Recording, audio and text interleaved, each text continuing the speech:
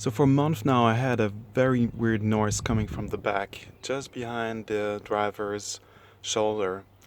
Tried to find the reason just by reading forums. People said it might be the seatbelt.